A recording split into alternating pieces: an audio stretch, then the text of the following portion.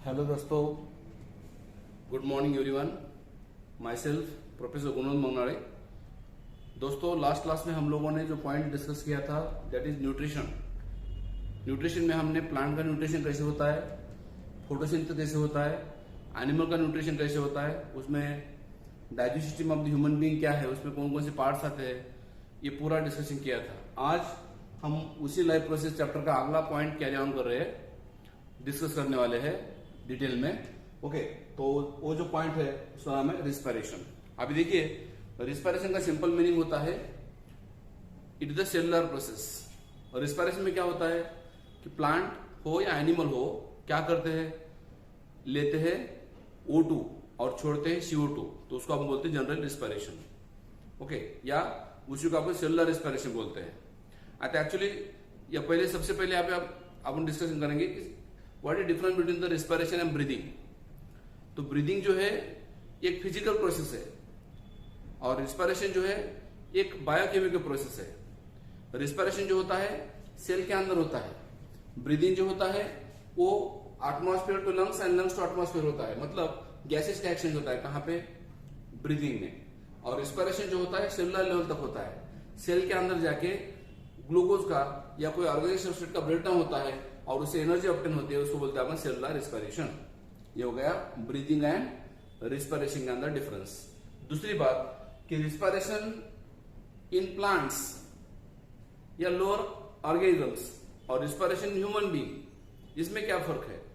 तो जो human being में रिस्पायरेशन होता है या एनिमल में जब रिस्पायरेशन होता है, आपको पता है एनिमल में रिस्पायरेशन होने के लिए 5 इवेंट होते हैं। कौन से 5 इवेंट? पहला ब्रीदिंग, दूसरा exchange of gases between the lungs and blood, that is called external respiration. तीसरा ट्रांसपोर्ट ऑफ गैसेस, चौथा exchange of gases between the blood and tissue, उसको बोलते हैं अपन internal respiration. Okay, exchange of gases between the blood and tissue को बोलते हैं अपन इंटरनल रिस्पायरेशन। और 5वां जो इवेंट होता है लास्ट वाला, that is called cellular respiration. तो सेलुलर रिस्पायरेशन जो इवेंट है ना, वो प्लांट में भी होता है और एनिमल में होता है। मगर प्लांट में ये जो 5 स्टेज मैंने बोला, पहले 4 स्टेज ये नहीं होते, क्योंकि प्लांट की जो बॉडी है ऐसी बनी हुई है कि उसका हर एक सेल, प्लांट का हर एक सेल या लोअर ऑर्गेनिज्म का कुछ माइक्रोब का हर एक सेल क्या होता है, एटमॉस्फेयर के कांटेक्ट में आता है। इसलिए उनके बॉडी में जो ऑक्सीजन आने का काम है बाय सिंपल डिफ्यूजन होता है। उनमें कोई रेस्पिरेटरी सिस्टम की जरूरत नहीं है या कोई ज्यादा डेवलप होने की सिस्टम नहीं है। प्लांट में सीधा सीधा क्या होता है, एटमॉस्फेयर से O2 अंदर आता और अंदर का CO2 बाहर चला जाता, जिसको हम बोलते हैं cellular respiration occur bye diffusion. Okay, तो यहां पे देखिए रेस्पिरेशन, मैंने आपको ऑलरेडी बोला था कि प्लांट में डे टाइम में होता है फोटोसिंथेसिस और प्लांट नाइट टाइम में करते हैं रिस्पिरेशन। कुछ एक्सेप्शन प्लांट है, C3 प्लांट्स है कि जो डे टाइम में रिस्पिरेशन करते हैं और उस प्रोसेस को हम बोलते हैं फोटो रिस्पिरेशन। मगर उसका अभी यहाँ पे आपने को डिस्कशन करना जरूरी नहीं है। यहाँ पे अपन अभी ज्यादा फोकस करने वाले हैं रिस्पिरेशन के ऊपर। Okay, so what is respiration? सीधी सी बात है कि जब प्लांट ऑक्सीजन लेते हैं और कार्बन डाइऑक्साइड छोड़ते हैं, तो ये कब करते हैं प्लांट ये करते हैं नाइट में। प्लांट में जो रिस्पिरेशन होता है, in plant respiration occur at night time. Okay, night के टाइम में होता है, नाइट टाइम में होता है प्लांट में रिस्पिरेशन। और प्लांट O2 लेते और CO2 छोड़ते हैं और उसी दौरान जो ऑर्गेनिक मैटर है प्लांट में अंदर, प्लांट के अंदर ग्लूकोज जैसा वो ब्रेक डाउन हो जाता और उससे क्या निकलती है, एनर्जी निकलती है ना, एनर्जी ऑब्टेन होती है और उसको बोलते हैं अपन सेलुलर रिस्पिरेशन और aerobic respiration. That means plant में जो रिस्पिरेशन होता है वो होता है एरोबिक रिस्पिरेशन और उसको अपन सेलुलर रिस्पिरेशन बोल सकते हैं। क्या होता है प्लांट में एक्चुअली, आपको पता है प्लांट में डे टाइम में क्या होता है, ग्लूकोज बनता है ना। प्लांट में डे टाइम में क्या होता है, ग्लूकोज बनता है और फिर वो ग्लूकोज जो है कितने कार्बन का है ग्लूकोज, जैसे कि प्लांट में रिस्पिरेशन जो होता है एरोबिक रिस्पिरेशन होता है। इन प्लांट एरोबिक रिस्पिरेशन होता है और एरोबिक रिस्पिरेशन में क्या होता है, C6H12O6, ये क्या है ग्लूकोज, प्लस उसके साथ रिएक्ट होता कौन, 6O2। ओके, कौन का मान होता है 6O2 and give rise to 6CO2 plus 6H2O plus 38 ATP. ये किस में हो रहा है? प्लांट के अंदर जब सेलुलर रेस्पिरेशन होता है तो ग्लूकोज का ब्रेकडाउन होके क्या बनता है? तो जो सेल में फोटोसिंथेसिस हो रहा है उसमें ग्लूकोज का प्रॉब्लम नहीं है और ऑक्सीजन का प्रॉब्लम नहीं है, क्योंकि वहीं पे ग्लूकोज मिलता है, वहीं पे ऑक्सीजन मिलता है ना। और रात में क्या करते हैं फिर प्लांट्स? वही का ग्लूकोज और ऑक्सीजन यूटिलाइज करके ग्लूकोज को ब्रेक डाउन करते हैं और एटीपी बनाते हैं। और शायद आपने सुना होगा जो एटीपी फॉर्मेशन होता है कहाँ पे? प्लांट में, रिस्पिरेशन में, that is called as oxidative phosphorylation. In plant when ATP formation occur during respiration called as oxidative phosphorylation बोलते हैं उसको। ठीक है, देखो प्लांट में ऑक्सीडेशन हो रहा है किसका? फूड मटेरियल का in the cell to release energy in various life process. मैंने बोला ना, प्लांट क्या करते हैं? डे टाइम में फोटोसिंथेसिस करते हैं, ग्लूकोज बनाते हैं और फिर उसको बोलते हैं अपन ऑर्गेनिक सबस्ट्रेट्स। वैसे ऑर्गेनिक सबस्ट्रेट कौन कौन है? कार्बोहाइड्रेट है, प्रोटीन है, लिपिड है, मगर उसमें से सबसे ज्यादा जो रिस्पिरेशन यूज होता है वो है कार्बोहाइड्रेट, और अमॉन्ग कार्बोहाइड्रेट जो रेडिली अवेलेबल है वो है ग्लूकोज। तो ग्लूकोज का क्या होता है? फिर ऑक्सीडेशन होता और ऑक्सीडेशन होने के बाद एनर्जी रिलीज होती है। ओके, और उस एनर्जी का यूज किस लिए होता है? फिर लाइफ प्रोसेस के लिए। मैंने बोला ना एटीपी बनता है, तो एटीपी क्या बोलते हैं अपन? ATP is also called as energy currency of cell. Cellular respiration में, एरोबिक रेस्पिरेशन में एटीपी बनता है और उस एटीपी का यूज किस लिए होता है? Life process. लाइफ प्रोसेस मतलब कौन से? Transpiration, translocation. ओके, एनिमल में कहा जाए तो बाद में एक्सक्रीशन, मस्कुलर मूवमेंट एटसेट्रा। तो इसलिए and some organism use oxygen break down to glucose, जिसको बोलते हैं अपन एरोबिक रेस्पिरेशन। कुछ ऑर्गेनिज्म में ग्लूकोज को ब्रेक डाउन करने के लिए ऑक्सीजन यूज करते हैं, उसको हम बोलते हैं एरोब्स।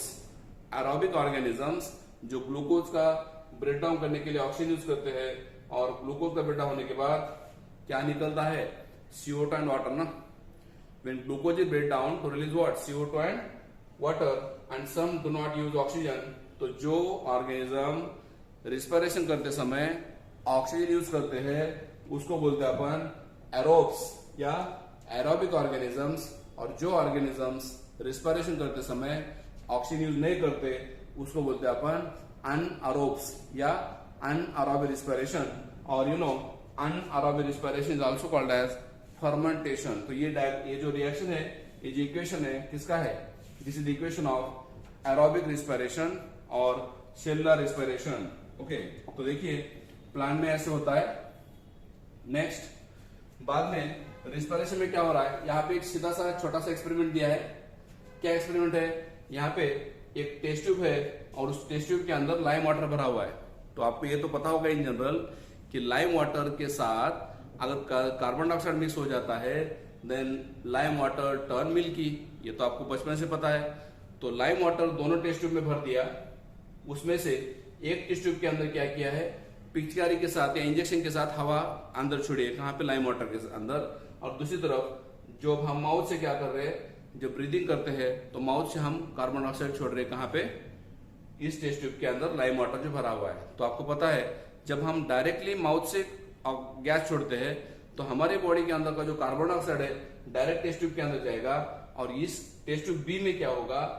लाइम वाटर जो है जल्दी मिल्की बन जाएगा। इधर भी बन जाएगा मिल्की, मगर स्लो होगा क्योंकि यहाँ पे कार्बन डाइऑक्साइड का कॉन्सेंट्रेशन कम आता है एटमॉस्फेयर में से, और हमारे बॉडी में से जो कार्बन डाइऑक्साइड आ रहा है सीधा हमारे बॉडी से ये लाइम वाटर में मिक्स हो रहा है। इसीलिए टेस्ट ट्यूब बी जो है वो वहां पे आपको दिखता है कि ह्यूमन बीइंग क्या कर रहा है, जब रिस्पिरेशन करता है तब CO2 छोड़ता है एक्सहेलेशन के दौरान, एक्सपायरेशन के दौरान कार्बन डाइऑक्साइड छोड़ता है, और जब वो कार्बन डाइऑक्साइड लाइम वाटर में मिक्स हो जाता तो लाइम वाटर का कलर मिल्की बन जाता। देखो, take some freshly prepared lime water in a test tube. Test tube के अंदर क्या करो? फ्रेशली प्रिपेयर्ड लाइम वाटर लो, देन इन वन ब्लो, एक टेस्ट ट्यूब के अंदर क्या करना? Blow air through a lime water in immediate turns of lime water milky. तो एक टेस्ट ट्यूब के अंदर क्या करना है? आपने ब्लो करना है, फूकना है। क्या फूकना है? एयर, ओके, माउथ से। And another test tube pass air using syringe और पिचकारी। दूसरे टेस्ट ट्यूब में क्या यूज करना है? पिचकारी या सिरिंज यूज करना है। पहले टेस्ट ट्यूब में आपने ब्लो किए हवा माउथ से, सो फिर क्या हुआ? It takes much time to turn lime water milky. B, ये जो टेस्ट ट्यूब ये है उसमें भी लाइम वाटर मिल्की हो जाएगा, मगर उसको टाइम लगेगा। और टेस्ट ट्यूब बी जो है उसमें लाइम वाटर जल्दी मिलके हो जाएगा। क्यों? क्योंकि जब हम ब्लो करते हैं एयर तो डायरेक्ट कार्बन डाइऑक्साइड इस लाइम वाटर के अंदर जा रहा है। It shows that the breathe out air, जब हम एयर ब्रीथ आउट करते हैं, एक्सपायरेशन करते हैं, एक्सिलेशन करते हैं, बाहर छोड़ते हैं तो कार्बन डाइऑक्साइड जाता है और वो कार्बन डाइऑक्साइड लाइम वाटर में जाने की वजह से लाइम वाटर का कलर क्या बन जाता है? मिल्की बन जाता है। तो यही बताया, it shows that breathe out air contain more carbon dioxide as compare to the atmospheric air. Atmosphere के अंदर भी, एटमॉस्फेरिक एयर के अंदर भी कार्बन डाइऑक्साइड था मगर वो कम था। ब्रीथ आउट एयर के अंदर जो कार्बन डाइऑक्साइड था उसका कॉन्सेंट्रेशन ज्यादा था। ये हो गया पहला एक्सपेरिमेंट। अब एक दूसरा एक्सपेरिमेंट दिया है, ये भी सिंपल एक्सपेरिमेंट है। ये एक्सपेरिमेंट क्या प्रूव कर रहे हैं? ये एक्सपेरिमेंट प्रूव कर रहे हैं कि जब ऑर्गेनिज्म रिस्पिरेशन करता है तो कार्बन डाइऑक्साइड छोड़ता है, कार्बन डाइऑक्साइड रिलीज करता है, राइट? तो यही बताना है। आपको तो ऑलरेडी पता है, मगर जब साइंटिस्ट ने एक्सपेरिमेंट किया शुरुआत में तो उनको तो पता नहीं था, उन्होंने तो ये करके देखा, फिर उसकी वजह से तो हम अभी प्रिडिक्ट कर सकते हैं, बता सकते हैं कि रिस्पिरेशन में कार्बन डाइऑक्साइड बाहर छोड़ा जाता है और ऑक्सीजन लिया जाता है। चलिए आगे दूसरा एक्सपेरिमेंट क्या है? Experiment to prove that release CO2 during respiration in yeast. आपको पता है जब सेलुलर रिस्पिरेशन होता है, फिर वो अराबिक रिस्पिरेशन हो या अनअराबिक रिस्पिरेशन हो, आपने सुना होगा अनअराबिक रिस्पिरेशन जब होता है उसको बोलते हैं अपन फर्मेंटेशन। क्या बोलते हैं? फर्मेंटेशन बोलते हैं। ओके, क्योंकि वहां पे फर्मेंटेशन भी क्या होता है, ऑक्सीजन की जरूरत नहीं होती। ओके, तो यहाँ पे एक टेस्ट ट्यूब है और उस टेस्ट ट्यूब के अंदर क्या भरा हुआ है? ईस्ट का पाउडर है, लाइव ईस्ट का पाउडर है और उसके अंदर क्या मिक्स किया है? जूस। ओके, शुगर सोल्यूशन है, फ्रूट जूस दोनों का मिक्सर किया है।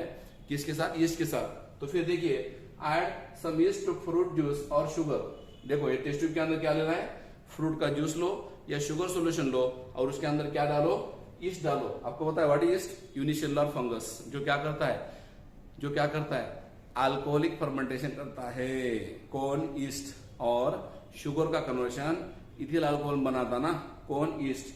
बाय कार्बन डाइऑक्साइड रिलीज करते हैं, इसको बोलते हैं अपन फर्मेंटेशन। तो यहाँ पे take this mixture in a test tube fitted with one holed cork. इस टेस्ट ट्यूब के अंदर एक होल बनाना है और उसके ऊपर कॉर्क फिट करना है। मतलब अंदर का एयर आने के लिए एक ही होल चाहिए जहां पे आपने टेस्ट ट्यूब फिट की है ना, ऊपर कॉर्क बिठाना है। कॉर्क मतलब एक सील करना है उसको, ठीक है? Fit the cork with the bent glass tube and dip its in free end to test tube containing freshly prepared lime water. इस टेस्ट ट्यूब के अंदर हमने क्या किया? शुगर सोल्यूशन प्लस ईस्ट भरा है। तो क्या होगा? कुछ देर के बाद वो ईस्ट क्या करेगा? यूनिसेलुलर फंगस है, रिस्पिरेशन स्टार्ट करेगा, वहां जो शुगर है वो यूटिलाइज करेगा और वहां पे रिस्पिरेशन स्टार्ट करेगा। रिस्पिरेशन स्टार्ट करने के बाद वहां पे CO2 निकलेगा और जब CO2 निकलेगा, ये CO2 इधर से इधर आएगा ना, किधर? लाइम वाटर में आएगा और यहाँ पे भी सेम लाइम वाटर का कलर मिल्की हो जाएगा। बस यहाँ पे भी क्या प्रूव हो रहा है कि भाई रिस्पिरेशन कर रहा है ना ईस्ट, और जब रिस्पिरेशन ईस्ट कर रहा है तो ईस्ट क्या कर रहा है? फिर कार्बन डाइऑक्साइड छोड़ रहा है और वो कार्बन डाइऑक्साइड इधर लाइम वाटर में आके लाइम वाटर को मिल्की बना रहा है। फिर ये हो गया containing freshly prepared lime water. Okay, तो दोनों टेस्ट ट्यूब लिए। Air taken out through the tube makes lime water milky. जब अपन एयर अंदर से बाहर डाले छोड़े तो लाइम वाटर मिल्की हो गए due to the production of carbon dioxide in the mixture of yeast and sugar solution. तो आप बोलेंगे सर कार्बन डाइऑक्साइड बनाया किसने? तो ईस्ट ने बनाया, ईस्ट ने फर्मेंटेशन किया, ईस्ट ने अनारोबिक रिस्पिरेशन किया और फिर कार्बन डाइऑक्साइड छोड़ा। ओके, एंड हियर उसको बोलते हैं अपन फर्मेंटेशन, या उसी को बोलते हैं अपन अल्कोहलिक फर्मेंटेशन। क्योंकि फर्मेंटेशन के दो टाइप है। कौन कौन से? लैक्टिक एसिड फर्मेंटेशन, जहां पे फाइनल प्रोडक्ट बनता है लैक्टिक एसिड, और दूसरा फर्मेंटेशन है अल्कोहलिक फर्मेंटेशन। तो ईस्ट जो करता है वो करता है अल्कोहलिक फर्मेंटेशन, और जहां पे अपने को इथिल अल्कोहल मिलता है फाइनल प्रोडक्ट। और मैंने बोला कि अल्कोहलिक फर्मेंटेशन में क्या होता है? कार्बन डाइऑक्साइड भी रिलीज होता है ना। In alcoholic fermentation carbon dioxide also release. देखो नेक्स्ट, अब रिस्पिरेशन में आपको पता है फाइनल क्या पर्पज है रिस्पिरेशन का? कि हमारे सेल में जो ग्लूकोज जाता है उसका ब्रेकडाउन हो। और ये जो होता है अचानक होता है क्या? स्लो होता है, एकदम स्लोली होता है, स्टेप वाइज होता है। और स्टेप वाइज ब्रेकडाउन होता है किसका? ग्लूकोज का। अगर अचानक ब्रेकडाउन होता तो क्या होता? अचानक एनर्जी निकलती और सेल फूट जाती ना। तो सेल को ब्रेक ना करते हुए, सेल को कुछ डैमेजिंग ना करते हुए सेल के अंदर जो रिस्पिरेशन होता है वो स्टेप वाइज होता है। तो उसमें कौन कौन से स्टेप है फिर, तो याद रखना कोई भी रिस्पिरेशन हो, एरोबिक रिस्पिरेशन हो या अनारोबिक रिस्पिरेशन हो, उसमें पहली जो स्टेप है, first step of the respiration is that is called as glycolysis. Aerobic respiration हो या अनएरोबिक रिस्पिरेशन हो, उसमें जो पहली स्टेप है उसको बोलते हैं अपन ग्लाइकोलाइसिस। तो देखिए यहाँ पे एक सेल दिखा रहा हूं मैं, व्हाट इज दिस सेल। और इस सेल ने क्या किया, सबसे पहले इस सेल के अंदर क्या आया, एक तरफ से ग्लूकोज आया, कौन आया, ग्लूकोज आया। दूसरी तरफ से ऑक्सीजन आ सकता है मगर डायरेक्ट ऑक्सीजन अभी तक नहीं आया। तो फिर क्या हुआ, ये जो ग्लूकोज सेल ने यूटिलाइज किया, तो इस ग्लूकोज का क्या हुआ, पहले ग्लूकोज कितने कार्बन का था, 6 कार्बन का था। इस ग्लूकोज का क्या हो गया, ब्रेक डाउन हो गया और क्या बन गए, 2 मॉलिक्यूल ऑफ क्या, पायरुविक एसिड बन गया ना। कहां पे, सेल के अंदर पहले ग्लूकोज आया 6 कार्बन का, 1 मॉलिक्यूल ग्लूकोज का आया और ग्लूकोज का ब्रेक डाउन हुआ और 2 मॉलिक्यूल बने किसके, पायरुविक एसिड के। पायरुविक एसिड कितने कार्बन का था, 3 कार्बन का बनता है। और ये जो प्रोसेस है, फर्स्ट प्रोसेस जो सेलुलर रिस्पिरेशन में होती है, फिर वो एरोबिक रिस्पिरेशन हो या अनारोबिक रिस्पिरेशन हो, this process is called as glycolysis. ध्यान सुनना। और ये ग्लाइकोलाइसिस जो होता है सेल के साइटोप्लाज्म में होता है। वेरी वेरी इंपॉर्टेंट पॉइंट बता रहा हूं। सबसे पहले सेल में ग्लूकोज गया, ग्लूकोज का ब्रेक डाउन होकर क्या बना, 2 मॉलिक्यूल ऑफ पायरुविक एसिड बने और वहां पे भी कुछ एनर्जी बाहर निकलती है और इस प्रोसेस को बोलते हैं अपन ग्लाइकोलाइसिस। और ग्लाइकोलाइसिस कहां होता है, glycolysis generally occur in the cytoplasm of cell. Okay, ये कहां होता है, ये इसको बोलते हैं अपन ग्लाइकोलाइसिस। लिटरली मीनिंग होता है, ग्लाइको मतलब शुगर या ग्लूकोज एंड लाइसिस मतलब ब्रेक डाउन। ग्लूकोज जो 6 कार्बन का था वो ब्रेक डाउन हो रहा है और 3-3 कार्बन के 2 मॉलिक्यूल बनते हैं और वहां पे कुछ एनर्जी बाहर निकलती है, उसको आप सबस्ट्रेट लेवल एनर्जी बोलते हैं, डायरेक्टिव बोलते हैं, 2 फॉर्म होते हैं। कहां पे, ग्लाइकोलाइसिस में। और ग्लाइकोलाइसिस कहां हो रहा है, सेल के साइटोप्लाज्म में होता है। और एक बार रिपीट कर रहा हूं कि ग्लाइकोलाइसिस जो है सेल के साइटोप्लाज्म में होता है, इसलिए उसको बोलते हैं अपन साइटोप्लाज्मिक रिस्पिरेशन। या उसी को 3 अलग अलग साइंटिस्ट ने प्रपोज किया। ग्लाइकोलाइसिस के जो 10 स्टेप है, 10 स्टेप्स, वो किसने प्रपोज किया, 10 अलग अलग साइंटिस्ट ने प्रपोज किया, इसलिए उसको नाम दिया गया है ईएमपी पाथवे। ईएमपी का लॉन्ग फॉर्म होता है एम्डेन, मेयरहॉफ एंड पैरनस। ये 3 साइंटिस्ट है जिन्होंने ईएमपी पाथवे डिस्कवर किया या ग्लाइकोलाइसिस प्रपोज दिया। ओके, तो ग्लाइकोलाइसिस जो है कितने स्टेप की प्रोसेस है, ग्लाइकोलाइसिस के अंदर 10 स्टेप्स है, याद रखना। ग्लाइकोलाइसिस के अंदर क्या है, 10 स्टेप्स है। कौन कौन से 10 स्टेप है, उसमें सबसे पहले ग्लूकोज से glucose 6 phosphate, fructose 6 phosphate, then fructose 6 phosphate से fructose 1,6 diphosphate, then dihydroxyacetone phosphate phosphoglyceride बनता है। फिर वो फॉस्फोग्लिसराइड या फॉस्फोग्लिसराइड क्या बनता है, ओके, 1,3 डाइपीजीए बनता है, 1,3 डाई फॉस्फोग्लिसराइड बनता है। उसके बाद में 3 फॉस्फोग्लिसराइड बनता है, फिर बाद में 2 फॉस्फोग्लिसराइड बनता है, फिर बाद में फॉस्फोइनोल पायरुविक एसिड बनता है और फाइनली पायरुविक एसिड बनता है ना। तो एक्चुअली ग्लाइकोलाइसिस के 10 स्टेप आपको यहाँ पे लिखना नहीं है, खाली आपको यहाँ पे बताना है कि ग्लाइकोलाइसिस जो है 10 स्टेप में होने वाली रिएक्शन है जो साइटोप्लाज्म में हो रही है। और ग्लाइकोलाइसिस में क्या हो रहा है कि ग्लूकोज का कन्वर्शन जो है पायरुविक एसिड में हो रहा है। ओके, और इसको बोलते हैं ग्लाइकोलाइसिस। तो देखिए क्या हो रहा है यहाँ पे, पायरुविक एसिड जो बनता है, पायरुविक एसिड्स, ग्लाइकोलाइसिस के एंड में क्या बना, जो पायरुविक एसिड बना उस पायरुविक एसिड के 3 फेट्स है, 3 फेट्स, बड़े 3 फेट्स, 3 फेट्स है। कौन कौन से 3 फेट्स है, कौन कौन से, एक तो पायरुविक एसिड से क्या बनेगा, इथेनॉल बनेगा, या फिर पायरुविक एसिड क्या बनेगा, लैक्टिक एसिड बनेगा, या फिर पायरुविक एसिड क्या बनेगा, CO2 एंड वाटर बन के एनर्जी बनेगी। तो यहाँ पे याद रखना आपको, ये जो ऊपर वाले 2 स्टेप है उसको बोलते हैं अपन alcoholic fermentation and lactic acid fermentation, जिनके लिए ऑक्सीजन की जरूरत नहीं है। मतलब पायरुविक एसिड जो है 3 अलग अलग फेट से जा रहा है आगे, 3 अलग अलग प्रोडक्ट बनाने वाला है पायरुविक एसिड। ओके, तो यहाँ पे एक बात आपको नोट करना है कि जब इथेनॉल बनता है तो इथेनॉल यूज करते समय नो ऑक्सीजन, मतलब अनारोबिक हो रहा है। ओके, और वहां पे ईस्ट नाम का फंगस यूज होता है। इथेनॉल बनते समय ईस्ट नाम का फंगस यूज होता है और वहां पे फाइनल प्रोडक्ट जो बनता है इथेनॉल बनता है 2 कार्बन का।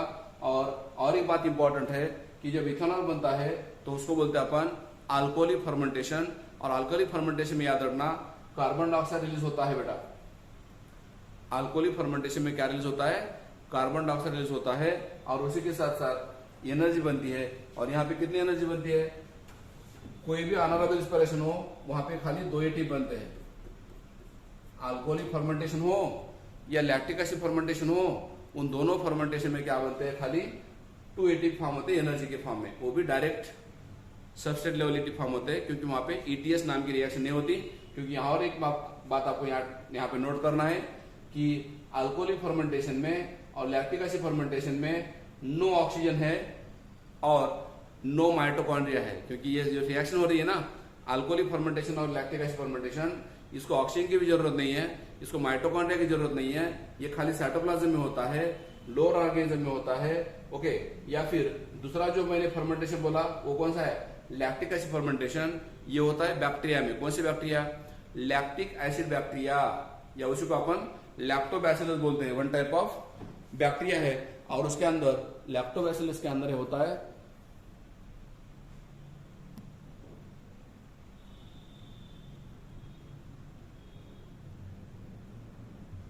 लैक्टोबैसिलस के अंदर ये होता है। और क्या होता है? लैक्टिक एसिड बनता है। और लैक्टिक एसिड कितने कार्बन का है? 3 कार्बन का है ना। और वहां पे भी एनर्जी बनती है। और यहाँ पे याद रखना लैक्टिक एसिड फर्मेंटेशन जो होता है ना, लैक्टिक एसिड फर्मेंटेशन जो होता है लैक्टोबैसिलस में भी होता है। और एनिमल के बॉडी में मसल के अंदर, कौन से मसल? स्ट्राइटेड मसल के अंदर जब स्टेनियस वर्क होता है, ज्यादा वर्क होता है, तो वहां पे मसल के अंदर भी लैक्टिक एसिड स्टोर होता है, लैक्टिक एसिड बनता है। कैसे? मसल के अंदर सबसे पहले रहता है ग्लाइकोजन, उस ग्लाइकोजन का बाद में होता है ग्लूकोज, और उस ग्लूकोज का बाद में बनता है पायरुविक एसिड, और उस पायरुविक एसिड बनता है लैक्टिक एसिड। कहाँ पे? मसल के अंदर। और आपको पता है अगर मसल के अंदर लैक्टिक एसिड बना तो उस मसल में क्या होता है? क्रैम्प्स होते हैं। कहाँ पे होता है? एनिमल के बॉडी में। अगर मसल के अंदर लैक्टिक एसिड बना तो क्या होते हैं? क्रैम्प्स होते हैं। तो देखिए यहाँ पे क्या बोला है? All the types of respiration the first step is breakdown of glucose. कोई भी रिस्पिरेशन हो, एरोबिक हो या अनारोबिक रिस्पिरेशन हो, दोनों में क्या होता है? पहले जो स्टेप होते हैं उसको बोलते हैं ब्रेकडाउन ऑफ ग्लूकोज, जहां पे 6 कार्बन का जो ग्लूकोज है उसका कन्वर्शन 3 कार्बन के पायरुविक एसिड में होता है ना, और उसको बोलते हैं अपन ग्लाइकोलाइसिस। और ग्लाइकोलाइसिस कहाँ होता है? साइटोप्लाज्म के अंदर। एरोबिक रिस्पिरेशन हो और अनारोबिक रिस्पिरेशन हो, दोनों के अंदर क्या होता है? ग्लाइकोलाइसिस जो स्टेप है वो कंपलसरी होती है, पहली स्टेप्स। और जिसमें क्या होता है? 6 कार्बन का जो ग्लूकोज है उसका कन्वर्शन 3 कार्बन के पायरुविक एसिड में होता है साइटोप्लाज्म के अंदर। तो रिस्पिरेशन मैंने 2 टाइप बोला, एरोबिक और अनएरोबिक। तो अनारोबिक रिस्पिरेशन में क्या हो रहा है? Anaerobic respiration is the respiration in absence of air और oxygen and release less energy. मतलब कितनी? अनएरोबिक रिस्पिरेशन के अंदर कम एनर्जी बनती है, that is only 2 ATP. Aerobic में कितना हो रहा था? 30 ATP, that is 19 time more हो रहा था ना। एरोबिक में 38 बन रहे थे, अनारोबिक में कम बनते हैं, खाली 2 एटीपी बनते हैं, क्योंकि यहाँ पे ग्लूकोज का जो ब्रेकडाउन हो रहा है इनकम्प्लीट हो रहा है। अनएरोबिक रिस्पिरेशन में ग्लूकोज का जो ऑक्सीडेशन होता है इनकम्प्लीट होता है। एंड ईस्ट में क्या होता है? East the pyruvate is converted into ethanol. और यहाँ पे याद रखना ईस्ट जब इथेनॉल बना रहा है तो यहाँ पे कार्बन डाइऑक्साइड रिलीज हो रहा है ना। मतलब अल्कोहलिक फर्मेंटेशन में क्या होता है? जब इथेनॉल बनता है तो वहां पे डीकार्बोक्सिलेशन होता है। ये क्वेश्चन नीट में आया था। इथेनॉल बनते समय क्या हो रहा? डीकार्बोक्सिलेशन होता है। मगर जब लैक्टिक एसिड बनता है तब डीकार्बोक्सिलेशन नहीं होता। लैक्टिक एसिड बनते समय डीकार्बोक्सिलेशन नहीं होता, CO2 बाहर नहीं निकलता। मगर अल्कोहल जब बनता है तब CO2 बाहर निकलता है। And it occur during fermentation and some time when there is no oxygen in our muscle cell. कभी कभी हमारे मसल सेल को अगर ऑक्सीजन नहीं मिला तो क्या होता? पायरुविक एसिड जो है break down into lactic acid होता है। And this build up lactic acid in the muscle during sudden activity cause cramps. Especially striated muscle जो है, जो हम स्टेनियस वर्क करके सडनली उसका काम करते हैं और जिसकी वजह से मसल के अंदर ग्लूकोज का पायरुविक एसिड बनता और पायरुविक एसिड का लैक्टिक एसिड बनता और लैक्टिक एसिड का बिल्डअप होता है, ज्यादा बनता है और वहां पे फटीग होता है या क्रैम्प होता है। कहाँ पे? जब मसल के अंदर और मैंने बोला कि लैक्टिक एसिड जब बनता है वहां पे नो डिकार्बोक्सिलेशन, कार्बन डाइऑक्साइड बाहर नहीं निकलता और मसल के अंदर क्या होता है, फटीग होता है, पेन होता है। कौन से मसल में? स्पेशली स्टाइटेड मसल्स में। ओके, और इस तरीके से पायरुविक एसिड का जो ब्रेक डाउन हो रहा है 3 अलग अलग तरीके से हो रहा है। एक तरफ विदाउट ऑक्सीजन ईस्ट में इथेनॉल बन रहा है, दूसरी तरफ विदाउट ऑक्सीजन हमारे मसल में या कुछ लैक्टोबैसिलस में लैक्टिक एसिड बन रहा है, और तीसरी तरफ ओके एरोबिक रेस्पिरेशन जब होता है वहां पे ऑक्सीजन यूज होता है।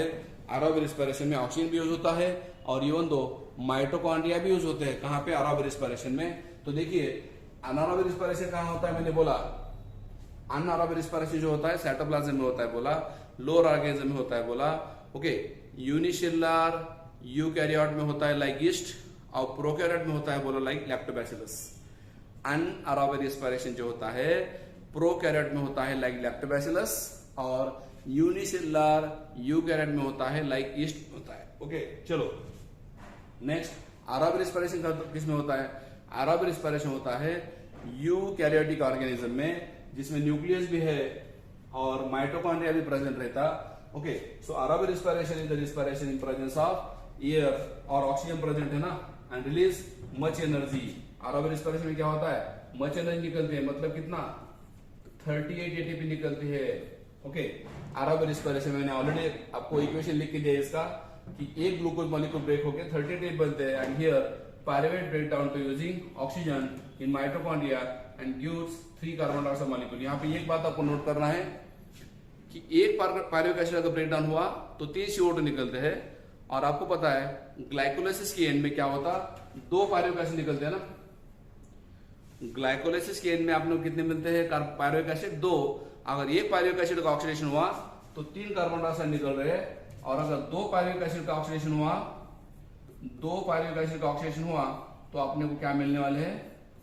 6 कार्बन डाइऑक्साइड निकल मिलने वाले हैं। और एक बार रिपीट कर रहा हूं क्योंकि आपको पता है एरोबिक रेस्पिरेशन का जो इक्वेशन है उसमें अपन 6 O2 लेते और 6 CO2 छोड़ते, मतलब पायरुविक एसिड का कंप्लीट अगर ब्रेक डाउन होना है तो 2 पायरुविक एसिड चाहिए, और अगर 2 पायरुविक एसिड है तो कितने CO2 निकालते हैं बाहर? 6। और एक अगर पायरुविक एसिड है तो यहाँ पे कितने CO2 निकल रहे? 3 CO2 निकलते हैं, और उसके साथ साथ वाटर मॉलिक्यूल भी रिलीज होता है। कब? एरोबिक रेस्पिरेशन में एक पायरुविक एसिड से 3 CO2 और वाटर मॉलिक्यूल निकल जाता है। नेक्स्ट, बाद में एरोबिक रेस्पिरेशन में क्या होता? ओके, एनर्जी बनती है एटीपी के फॉर्म में। ओके, और मैंने बोला सेल के अंदर ग्लूकोज आया, सेल के अंदर ऑक्सीजन आया, फिर सेल के अंदर जो सेल मेम्ब्रेन है वहां पे आके एरोबिक रेस्पिरेशन में क्या होता है? माइटोकॉन्ड्रिया के अंदर एटीपी बनते हैं ना।